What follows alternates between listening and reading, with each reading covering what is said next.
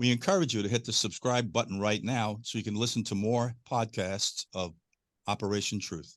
Ladies and gentlemen, we do want to hear from you, so we encourage you to email us directly at operationtruthofficial@gmail.com. I want you to know that your messages are likely to be heard, addressed, and listened to on air. Operation Truth, the show they don't want you to see. Now, here's your host, Lou. We're back, ladies and gentlemen. With us today is Tom Fuentes, former Assistant Director of the FBI, and Kevin Brock, the former Assistant Director of the FBI. And to remind everyone, Kevin was one of the architects of a letter that was written along with 9 other former senior executives of the FBI and submitted to the Congress because of the grave concern for the safety of this nation. The indicators are there, ladies and gentlemen. We are being literally overrun at our borders because of the remiss policies of this administration. And that has nothing to do with politics. We're not saying that to you as Republicans, as Democrats. We're saying it to you as Americans and parents, because this is going to directly impact our children. The number of violent crimes, sexual assaults, robberies, etc., is resonating across the country. By the way, guys, go take a good look at what's going on in Denver right now, and another community just outside of Denver called Aurora. They're inundated and overwhelmed with this migrant issue.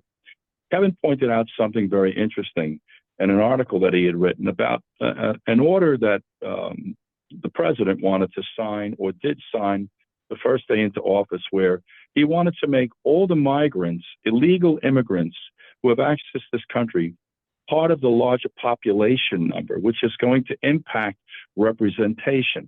Guys, it's staring you in the face. What's alarming me almost as much as what this administration is doing is the fact that the American public just keeps taking this. Anyway, we're gonna continue right now. I'm going to bring Kevin on right now. Kevin, you had mentioned something about technology, its advancements, it's how it's aiding law enforcement and solving crimes. And then I want to transition to the implementation of technology in a broader sense on an international scale that Tom I want to talk to about, because Tom Fuentes was in charge of the international operation of the FBI, ladies and gentlemen, before he retired. Both these men had some distinguished careers and service to this nation. So, Kevin, let me bring you in, if I may, sir. Absolutely. Thank you. Thanks for having me again. So, Kevin, you mentioned something about technology. Its importance, clearly its importance.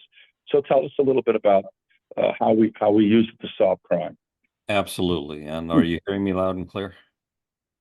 Absolutely. You're fine. Okay, terrific.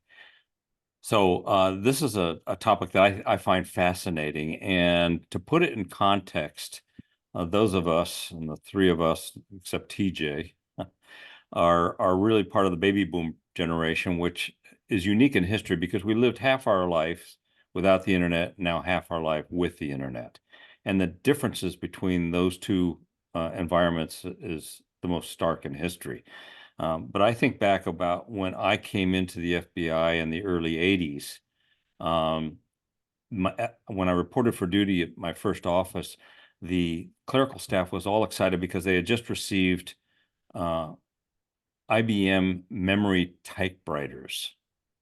And this was the leading edge of word processing, capabilities at that time. When I left the FBI in the late 2000s, I had a smartphone in my pocket.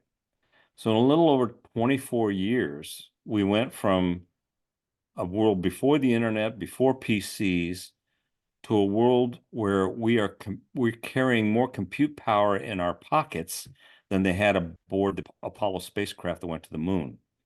That's a breathtaking advancement in technology, and one that we're still, as a society, trying to assimilate and understand and get used to. And part of the advancements in technology has been the capability to basically, because everyone carries one of these now, my grandbabies, they have become sensors and can be surveyed And the private sector knows this very well, and they've turned people into commodities. Facebook, Apple, Microsoft, Google make money over the fact that we are all sensors. But being sensors is interesting to the government as well, because now the government has access to people's movements, people's viewpoints, people's associations, people's beliefs, and they are restricted by law, by the Constitution, of accessing that information apart from judicial process. But the ability of the government to monitor the inhabitants of the United States has vastly increased over the last quarter century.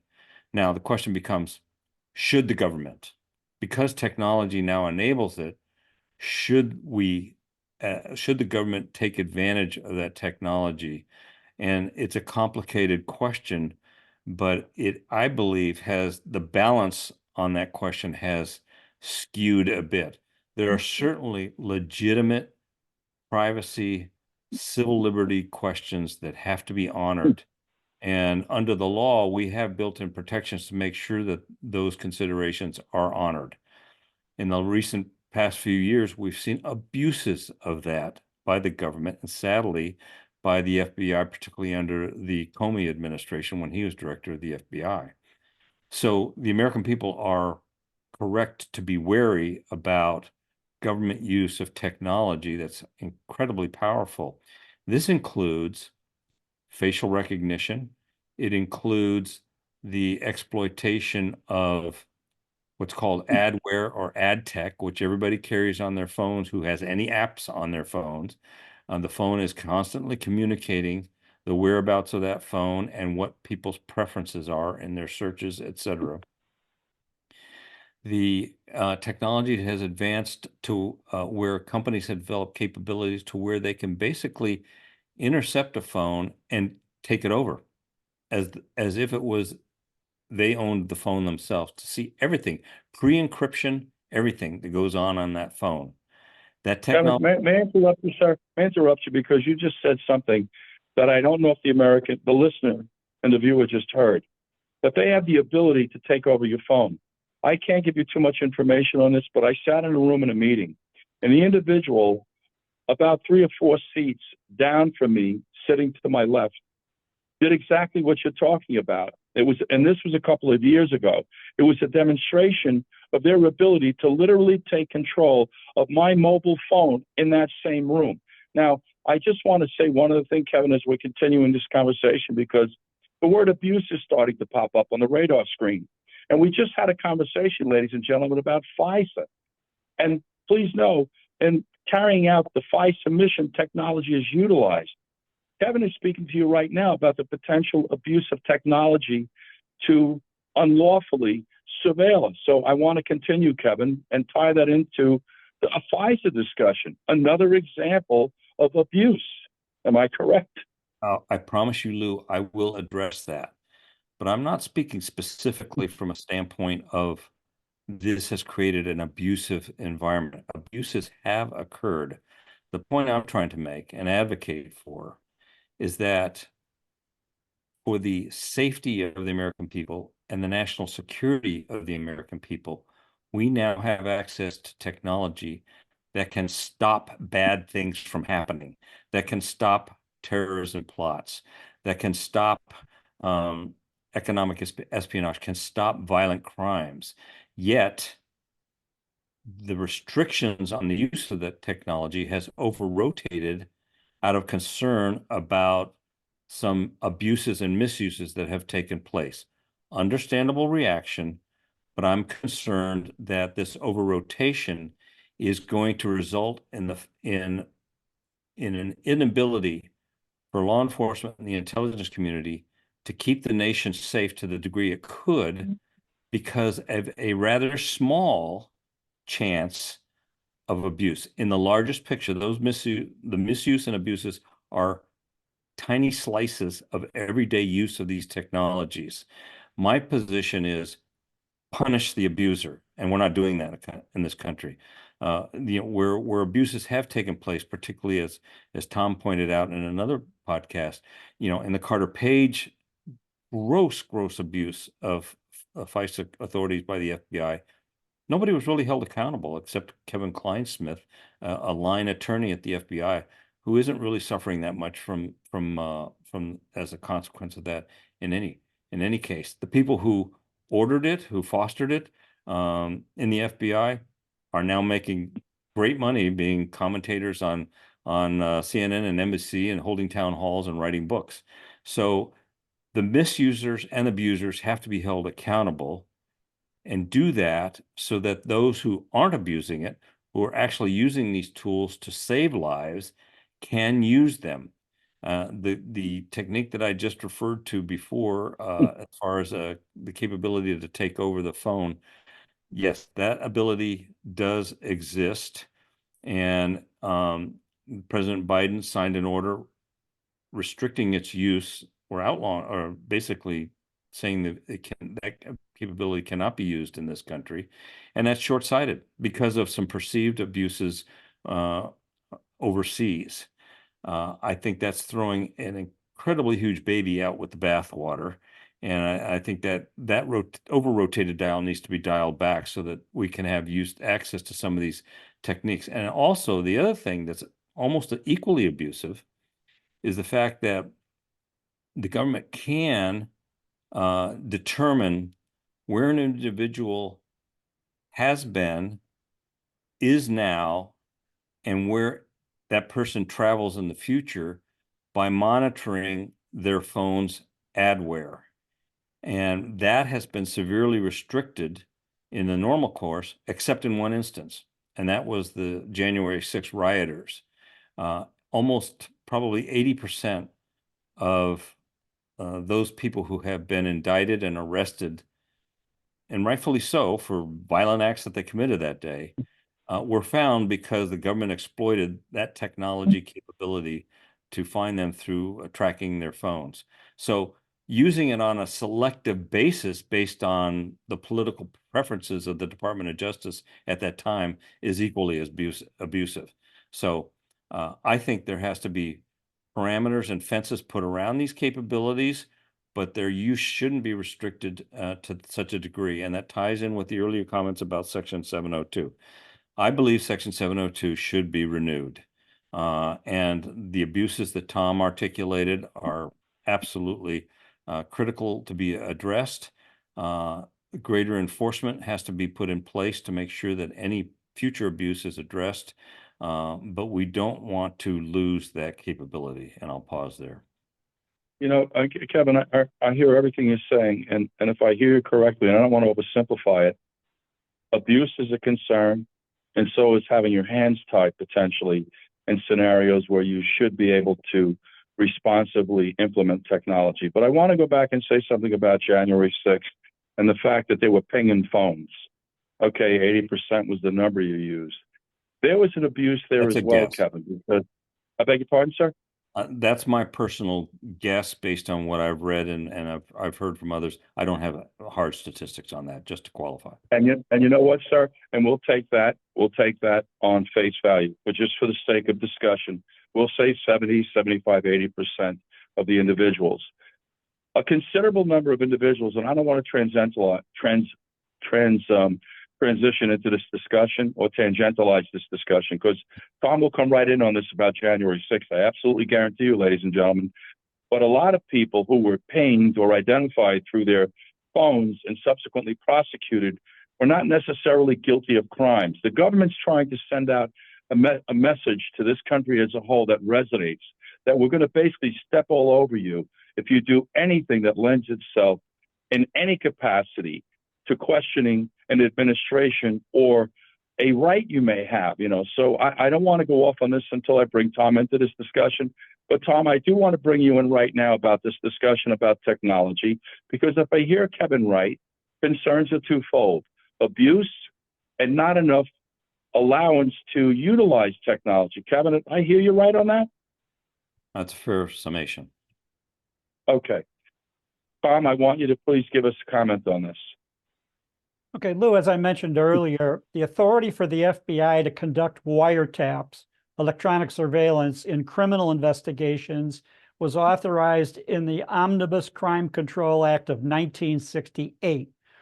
One of the provisions of that act, Title III, sets out the policy, the procedure, and how to go about and which violations can allow for the FBI in particular, but for the government to conduct a wiretap, which violations are serious enough in which that authorization can be given.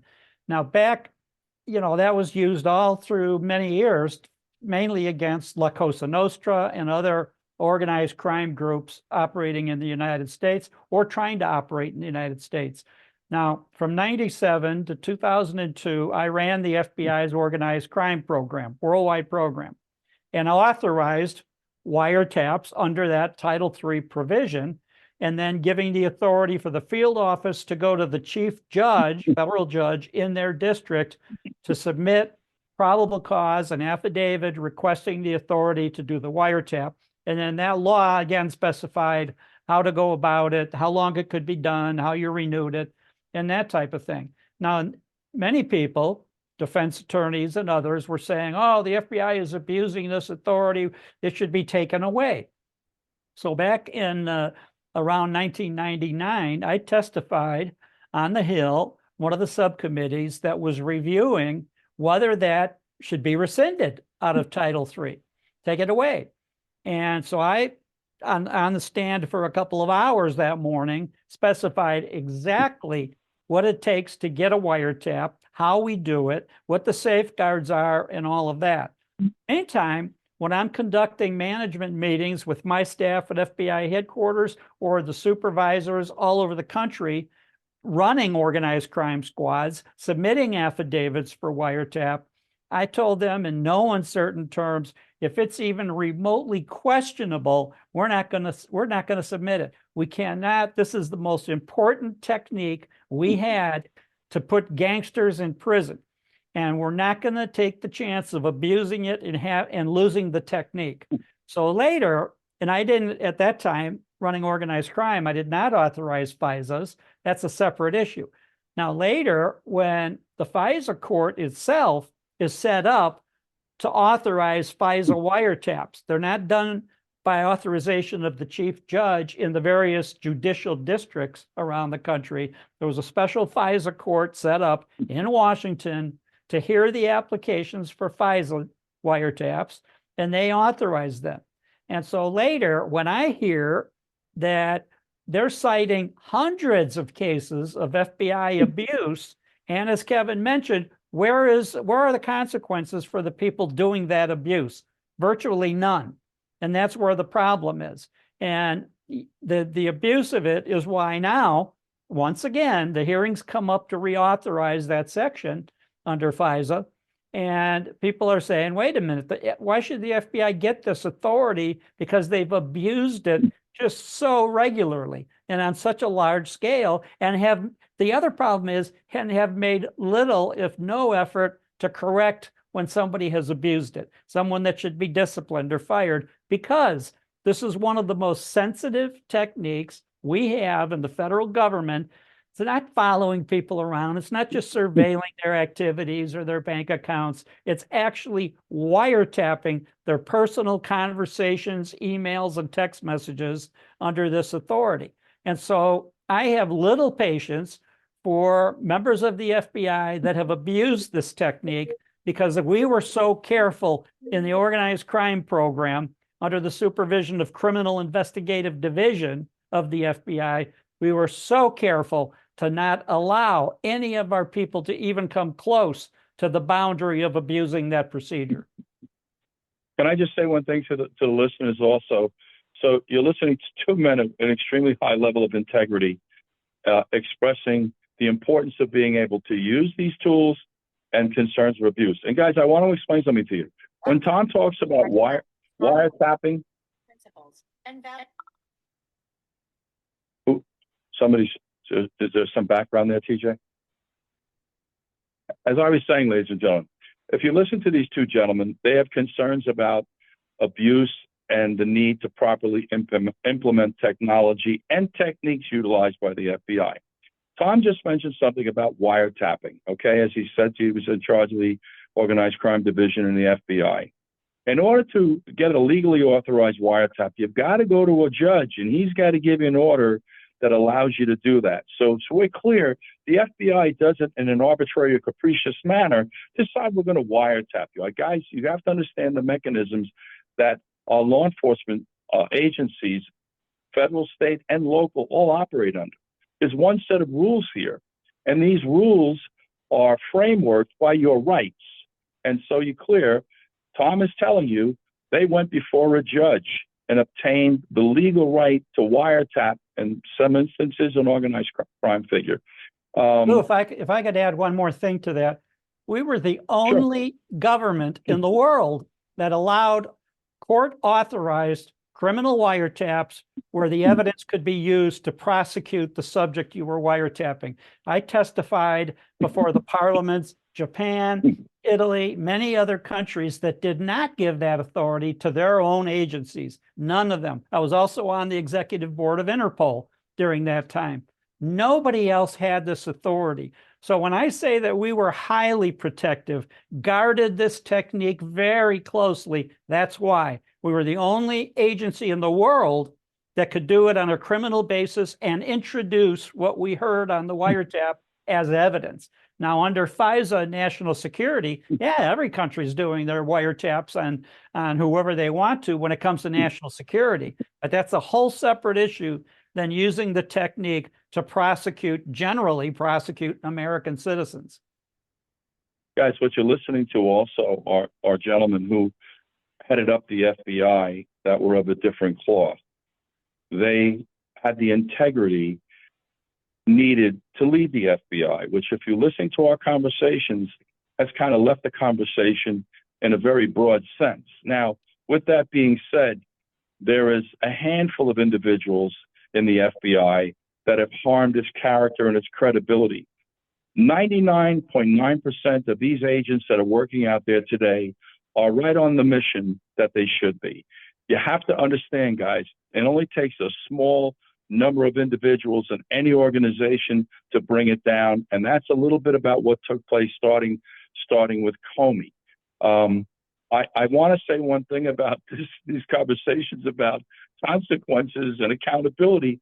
These words have left our vocabulary, guys, in totality. I don't know where the accountability, and I would say in the past 30 years in particular, maybe longer. In fact, God, accountability, we go back talking about the Kennedy assassination. There was no accountability, guys, which we'll bump into in the next podcast. You know, Lou, But I've commented on many occasions that it seems like the only person in Washington that's held accountable is the coach of the Washington National Football League team. That person can be fired. Just last year's coach just was fired. But when it comes to other people, whether they're going to be prosecuted or fired or what, we don't see much accountability there. And these are very important topics. The ability, this is why it's so sensitive to me. I ran that program. I had a wiretap case when I was a street agent. These are very, very sensitive techniques that we wanted to guard very closely. So when I hear of other agents in the modern era with less supervision, using this abusing some of these techniques, or the directors or assistant directors that aren't holding the employees accountable when they misuse it, that makes me very upset, because that's what's helping to bring the reputation of the FBI down. Can I make one other point as well, Lou? Just to build on what Tom said, because I think this is a popular misperception about the FBI and the culture because of TVs and movies.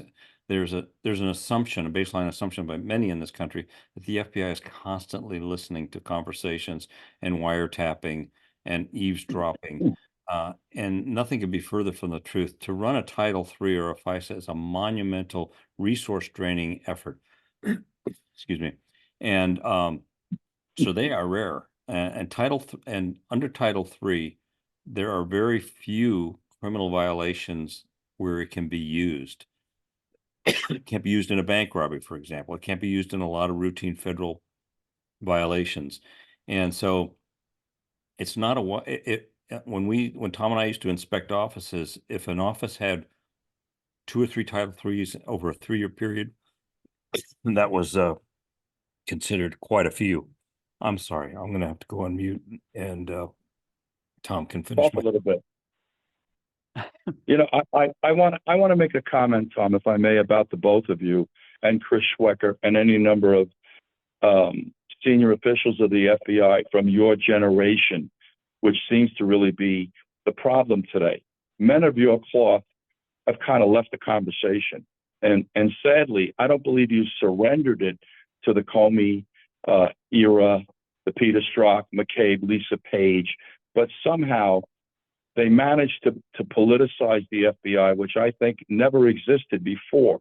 They were always an agency that was impartial, that were your go-to at all last resort. The Bureau would hold up the integrity of anything that they did. And I still believe the vast majority of the agents out there are of that mindset. The problem, ladies and gentlemen, is the leadership. And the reason Tom is so outraged is he came from a generation where they embraced and were proud of the honor, the integrity, the trustworthiness, the fidelity of this organization. And we've decided to deal it away for political reasons. We decided to get into political camps, starting with James Comey. If you listen to any of his explanations as to why Hillary Clinton wouldn't be prosecuted, and the fact that he decided to arbitrarily tell you that the FBI wasn't going to prosecute. I hate to break his heart, and I don't know where the outrage was, but that wasn't under the purview of the FBI. That's something that's determined by the prosecutorial arm of government, whether it's a DA or a U.S. attorney. Guys, this is staring you in the face. And I opened up this podcast today expressing grave concern about the public here. We're sitting on our hands. We are asleep at this wheel, and we're losing this country. At some point, we need to implement a very simple process. One set of rules universally applied. I want to come back to you, Kevin. Are you prepared to further your conversation, sir? I think Kevin. I am. Hang on, just trying to get the video back on. Sorry about that. That's all right, Kevin. That's all right. We all go through it. Don't apologize. Overcoming a grandchild cold. So yeah, go ahead. So I wanted you to continue saying what you were saying. I don't know if you heard my comments. I did. About the difference in generationally in the leadership of this organization. These men are outraged. These men are writing letters. These men are coming forward because they see the direction the country's coming. Look, the FBI, local law enforcement keeps individuals safe in their geographical area of employment. In the city of New York, it's the city of New York. In Suffolk County, it's the Suffolk County, jurisdiction. Nassau County. These gentlemen were entrusted with the safety and the security of this nation. It's a different standard. And they all intertwine, to be very candid with you. They all intersect.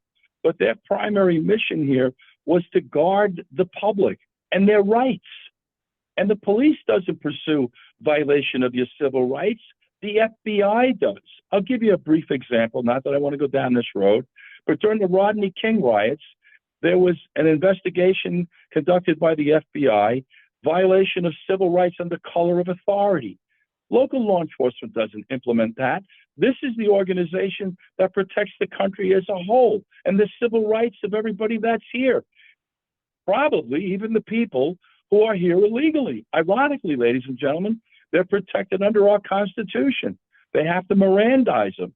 They're entitled to due process. This is the country that we built, and these are the men that guard these values. So please understand why Tom is so outspoken. You can hear Tom. Tom is justifiably upset about what they've done to our FBI. But I go back and say this to you, ladies and gentlemen, and this is an organized crime expression, the fish thinks from the head down. All of these people that are running our country, be it Biden or Trump or whomever the next person in line is, keep your hands off the FBI, allow them to continue or to go back and revisit the impartiality they once had and the way they conducted this agency. Go ahead. I'm sorry, Kevin. I want to let you speak again. No, that's fine. Going off in these rants. That's Actually, Lou, if I could go back into something, bringing up Rodney King, you know, the police officers involved in that were prosecuted in local court under state charges, state of California charges, and they were acquitted. The FBI took over the case as a civil rights violation. They were prosecuted in federal court, and a couple of the officers went to federal prison as a result of the civil rights violation. Now, the reason that's important is because over the years since then, many, many times up until, Black Lives Matter, but time after time, I went to Ferguson during the Ferguson riots, time after time, when there was an outbreak, a riot, because a police officer was believed to have shot somebody he shouldn't have, or whatever the controversy was, what stopped the riot in case after case was the public announcement: the FBI is open to civil rights case. Agents are on their way to that city to investigate the civil rights. And that would quell the riot. The local population would say, we can trust the FBI. If they're coming and they're going to do a civil rights investigation, if those police officers should be prosecuted, they will be. Because that's how the FBI works. That's what happened in Rodney King. That's what happened in the bridge case during the Hurricane Katrina event in New Orleans. Several cases ever since that had maybe had a riot, including Ferguson, when it was announced the FBI is sending investigators to open the civil rights investigation. That was it. The public was satisfied that justice would eventually prevail. I want to say one thing about this also, so the public has a better understanding of the FBI. You know, local law enforcement, we're sometimes on a different sheet of music, ladies and gentlemen. What happened with Rodney King was a bad player, just like George Floyd, contrary to what they'd like you to think, regardless of the fact they put up signs, statues. That doesn't excuse the conduct of the police. The car stop with Rodney King, and I was there for the riots. I was a block away from the flashpoint for 3 days with a client. The car stop was good.